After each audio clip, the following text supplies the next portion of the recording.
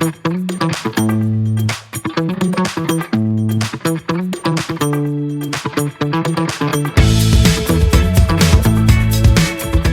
and welcome to this week's episode of LA Legal, where we'll be discussing the roles and the effects of social media on minors. Joining me today is Aryan and Crystal, and of course, I'm Leanna, your host.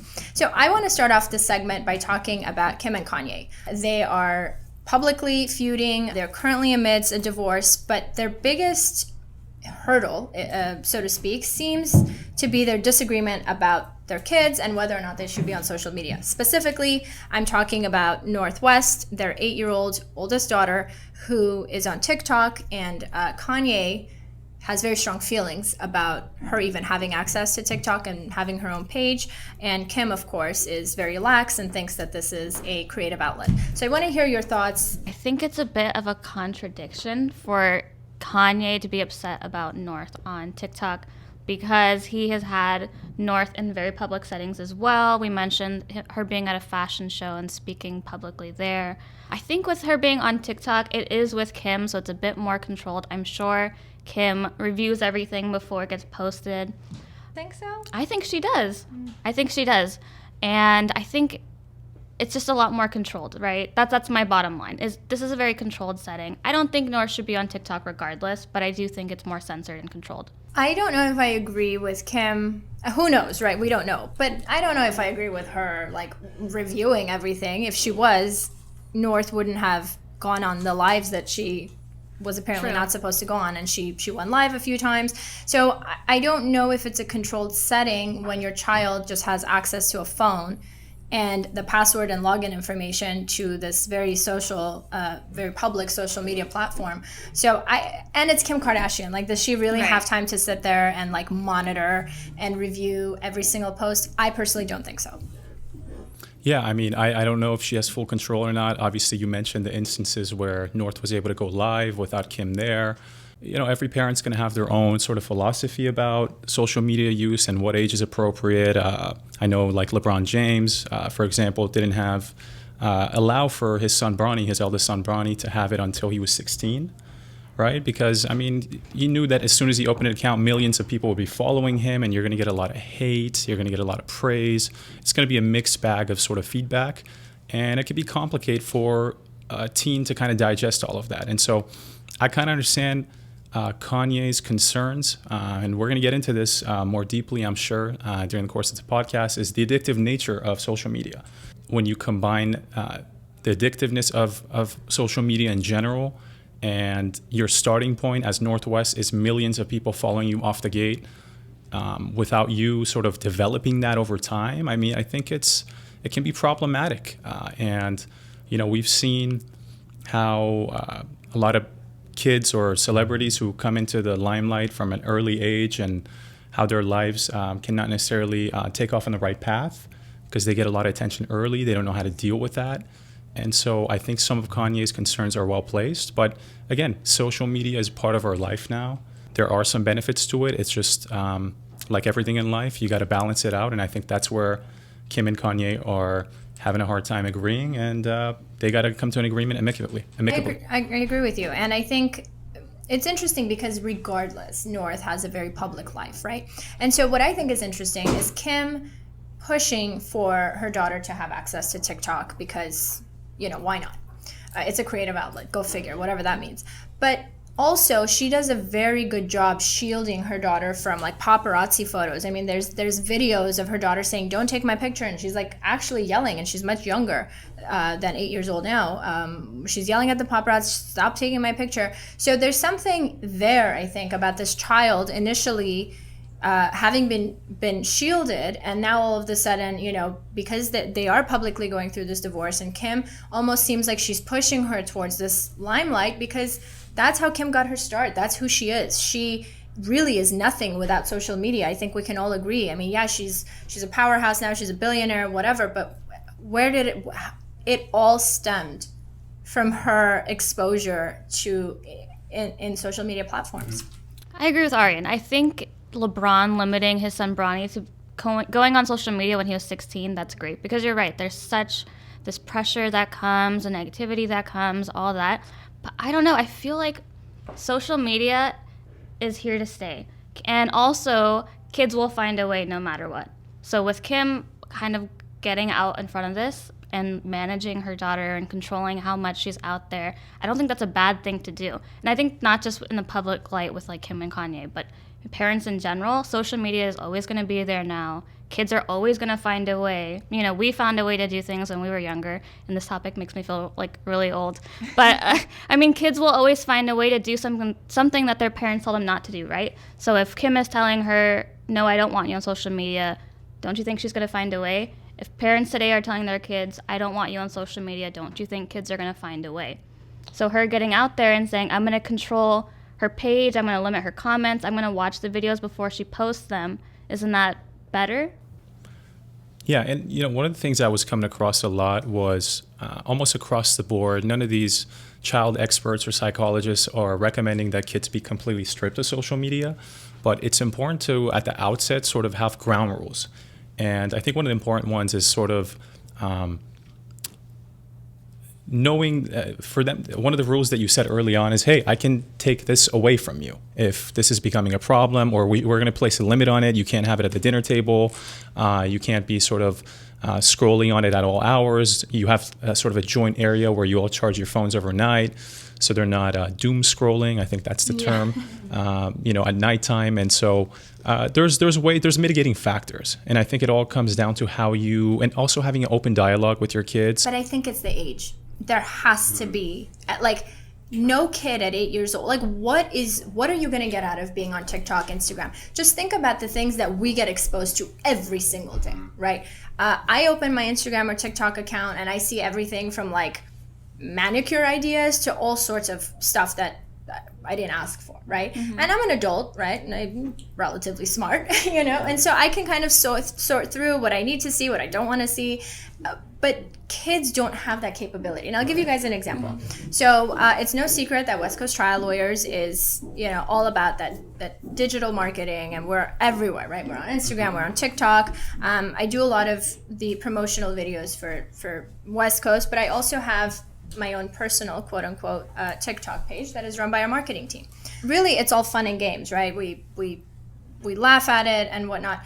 But the first few videos, like, there's great feedback, and then there's people who come on there and say really nasty things, like unnecessary, misinformed, misguided, shallow, like just dumb things. And initially, I'm telling you, I was like, oh wow, that's kind of hurtful, and it hurt. So imagine an 8-year-old, right? And we're not even talking about Northwest anymore. We're talking about just kids, right? So, okay, let's give Kim the benefit of the doubt. She blocked off the comments. Most people don't do that. They just hand their kid a phone, and their kid is looking at God knows what, and the algorithm keeps pushing certain things. And so if certain comments come to us, and even we sometimes are like, oh, that kind of hurt my feelings a little bit, you know? An 8-year-old or 10-year-old or preteen does not have the bandwidth to process and say, this is just a bored person who has nothing better to do with their time. So I think the effects are detrimental, and I think the negative side of it is much worse than the benefit. I couldn't agree more. I think if you're an adult and someone leaves a comment for you that's hateful and says, let's say, for example, you suck. Yeah. I mean, you know, you're going to be taken aback by it. You're going to be hurt, but you can also process it and kind of be like, okay, this seems to be a hateful, resentful person. There's people like this out in the world.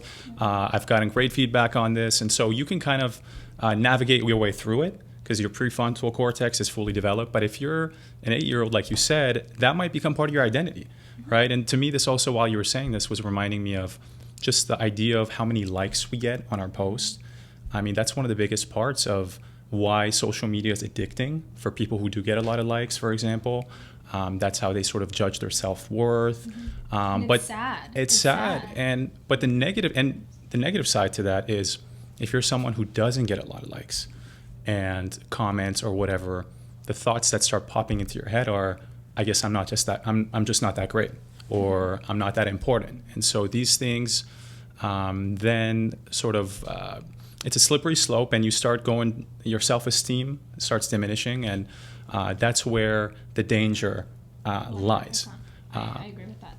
And I think social media was made to be addictive. That's the purpose of it, right? They want you to sit there and, what do you say, like dead scroll or whatever, you know? Like, you're meant... you call it dead scroll? I forgot what I said. Dread scrolling? Doom scrolling. Doom scrolling. Yeah. Like, they want you to sit there for hours and scroll. And I think that's how TikTok became as famous as it did, because they have this algorithm in the For You page. And Liana knows, like, I spend hours on TikTok. Like, I sit there and I made sure you're on this She made sure I was podcast. here. Look, they have this algorithm, and they know what you want to see, and you'll sit there and you'll scroll and you'll scroll and you'll scroll. And you're right, we're adults. Like, I still sit there for hours. Like, what is this doing to a kid who's 8 years old, 10 years old, whatever? Yeah. And so I guess my question, you're the only parent on this table, you know, like, have you and your husband talked about what you would do for your daughter when she's allowed to be on social media? Yeah, we kind of have had this conversation, and I think it was a no-brainer for the both of us. It definitely wasn't even really that long of a dialogue. I have a 1-year-old. She has really not ever been on social media. I don't post her. She's made like an appearance once, I think. Like, we're filming something for West Coast, and it was just something that was in a story. It went away after 24 hours. So I already have set that boundary that she's not going to be on social media. And again, because I have put myself out there so much. And because I see people's feedback, and again, there's some people who really enjoy it. They laugh with us. They give us great feedback, but they're really just those people who, in my opinion, are just bored with their lives. So I don't want to expose my child to that, because I want her to, number one, have a childhood, and number two, not be there's so much negativity in the world regardless. So I don't want to put her in a situation where she's just constantly being bombarded with hateful comments, you know. And one thing I want to say about that is, again, on TikTok, when I scroll, there's a lot of people who make the decision to put their kids on TikTok, right. And that's fine. And some of the comments I see, people are like, this is the ugliest baby I've ever... Yeah. Why? It's a child, you know? And so I just wouldn't put my kid through that and myself through that, because I think mama mode would come out and I'd probably cuss everybody out. So that's a decision we've made, and I'm going to try to shelter her from that as much as possible. Yeah, that's fair. I just think that technology is so prevalent today, and obviously I keep saying this, I feel old while I'm having this conversation, but like when I was growing up, you know, social media was not as big of a deal as it is now, but it was still a creative outlet. I mean, when I was growing up, we had MySpace, and you could like link your favorite song or like change your background, and it was like this cool thing, and like Pinterest people have like vision But I think boards. the difference is that there wasn't, and I don't really remember MySpace, so I could 100% be wrong, but the difference was that there wasn't an algorithm that was pushing things That's in the your difference face. today, Yeah. right? Yeah. So now it's no longer like, hey, let me make my MySpace cute and pick my top favorite friends. You know, it's now a platform that almost tells you like, hey, you should look at this, you should read this, and it's all video. So it's not even kids not taking the time to read what's on there. It's just inappropriate content. Period. Right. Is my thought process. Yeah, and you know, some of the stuff, like something Crystal just said, I remember being a senior in high school, 2011, and one of the topics that was being one of the topics that were being discussed at that time was kind of the effect that magazine models were having on young teens and you know, college-age women. And it was a hot topic. It's like causing body dysmorphia, and they were selling body dissatisfaction, and they were creating sort of this ideal body type that wasn't really realistic for most people. And right now, I think Instagram and Facebook and all these social media platforms are getting a lot of sort of heat for this. But to be fair to them, I don't think they created this problem, right? This is something that goes back to, again, probably before 2011, and it was started by advertisers and brands alike.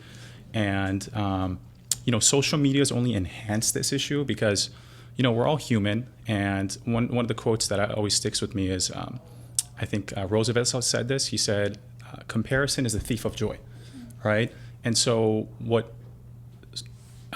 social media in general is doing is it's creating a proverbial springboard by which we all compare ourselves to other people.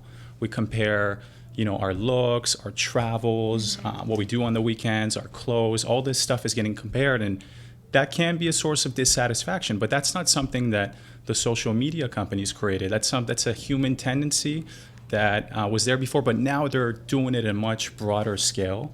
And the problem is, here's where the culpability, in my opinion, is the algorithms, right?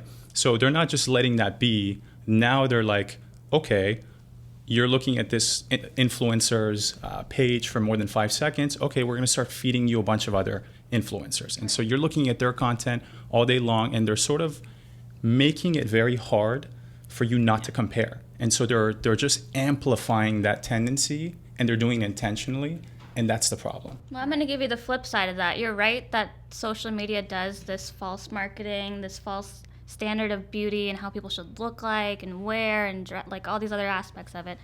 But the good thing about social media today is that there's body positivity, there's acceptance of how, you know, people with disabilities are, or people that just look different, or people that act different. There's an acceptance online of that you can be this way and you can still be okay. And I think that's the great thing of social media today. I'm not. You're right. You're right. But there are. I'm telling you, if people can talk badly about babies and like, again, I don't know why I keep getting fed baby stuff, but here we are.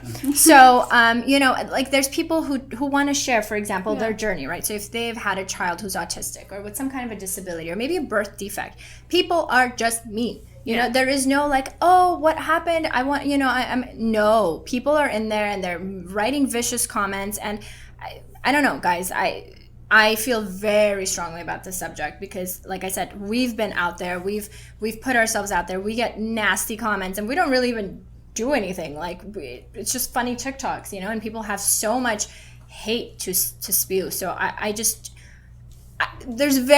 don't know what you can say to change my mind about whether a child belongs on social media. So with that said, I want to talk about a lawsuit that was filed it was filed recently, but it was about Selena Rodriguez.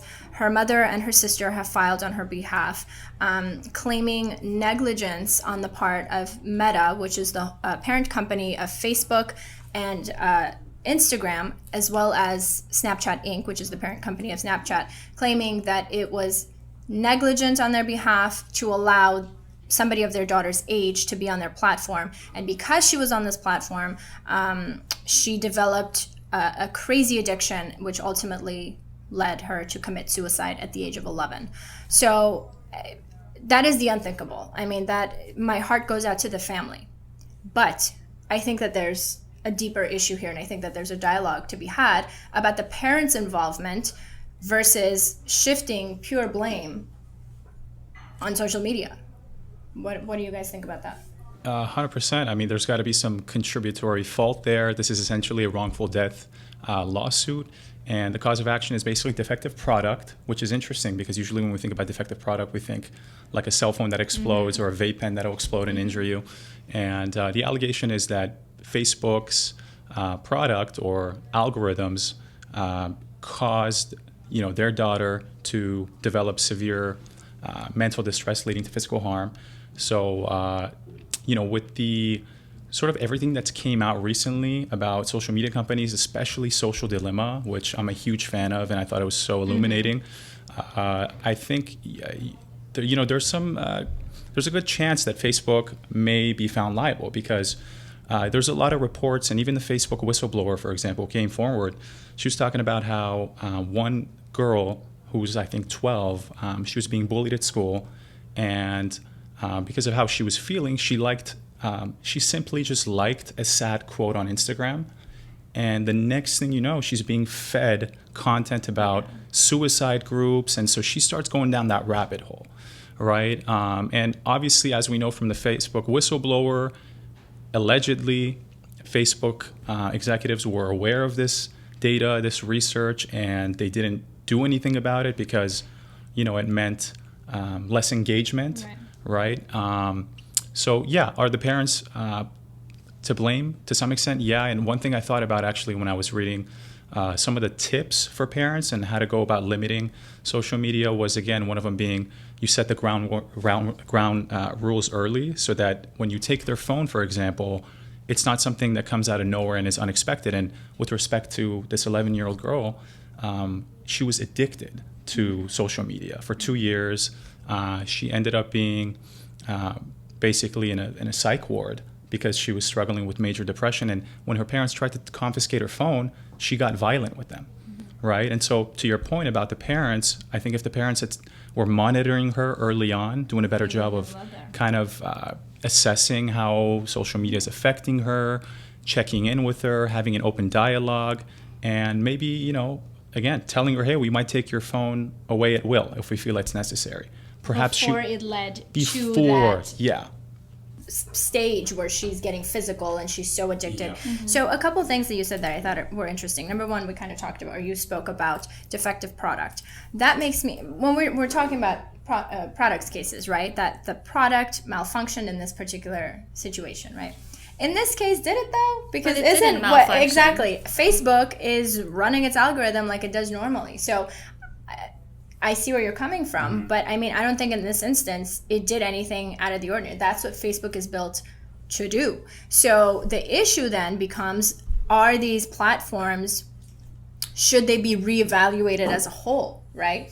So that's one thing I wanted to mention. Another thing I wanted to mention is there's only so much that Facebook can do, right? I mean, they go through the sort of like the verify your age, but they can't sit there and monitor. You can lie. You can go on there and say you're 18 or whatever the age is to get on. So they kind of protect themselves. They do the bare minimum, I suppose, of like verify your age, your date, your name and whatnot. But they have these steps in place to kind of protect themselves. That's why I think the rest should be on the parent, right? I mean, why? So this little girl, she was on Facebook for 2 years. So again, 9 years old. Why does she have a Facebook account that she has access to at any time that she wants?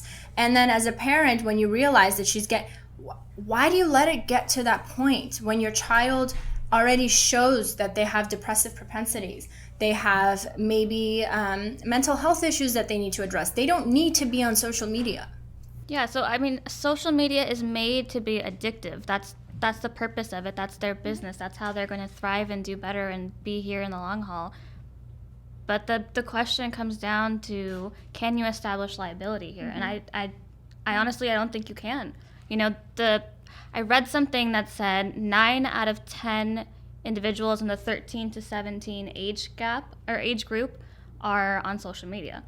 So is that because Facebook is telling them, hey, come sign up? Like, you know what I mean? Like, this comes down to the parent and what are you doing to control it? In this specific case, I think the daughter actually broke her sister's nose when the sister tried to take the phone away. I think she became physically violent towards the mom when the mom tried to take the phone away. Because she had already developed such a severe addiction. Right. And by the way, I'm no mental health professional, but I can tell you with relative certainty that's not normal behavior. So Right. I think there's something there that this child maybe had. I mean, maybe she was being bullied at school. Maybe she was, maybe she needed help with social skills, right? And then she found Facebook as an outlet. And like when you are allowing a child who may need help socializing outside of a phone, when you just grant them that access, then of course she's going to become addicted because it's the only way she knows how to maybe escape something that's happening in her life.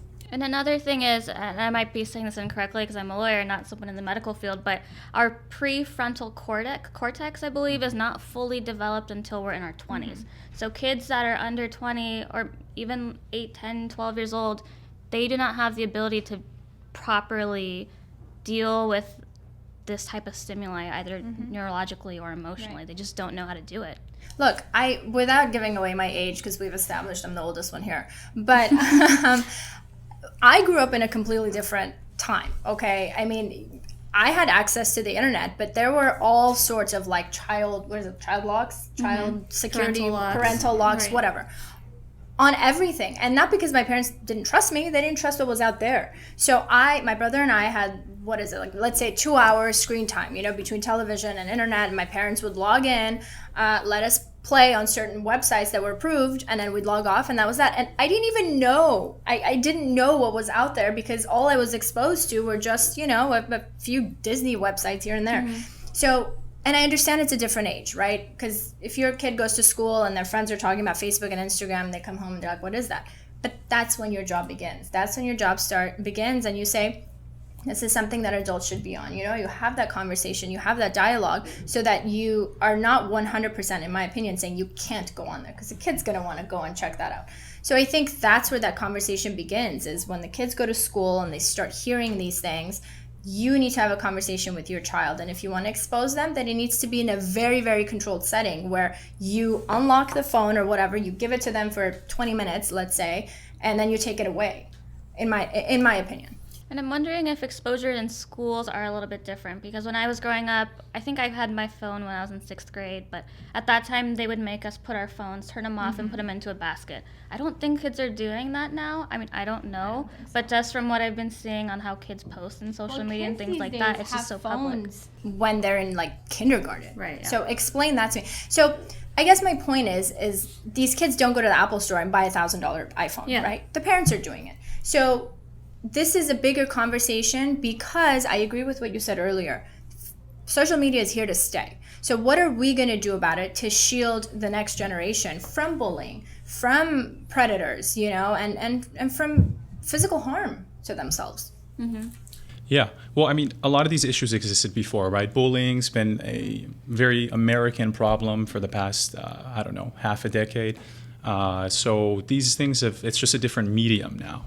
And you can do it in a more I mean this in the worst possible way, more effective way, I guess. Instead of like getting access to someone's locker and printing an embarrassing picture, you could just post it on your story and all your classmates will see it. And less effort.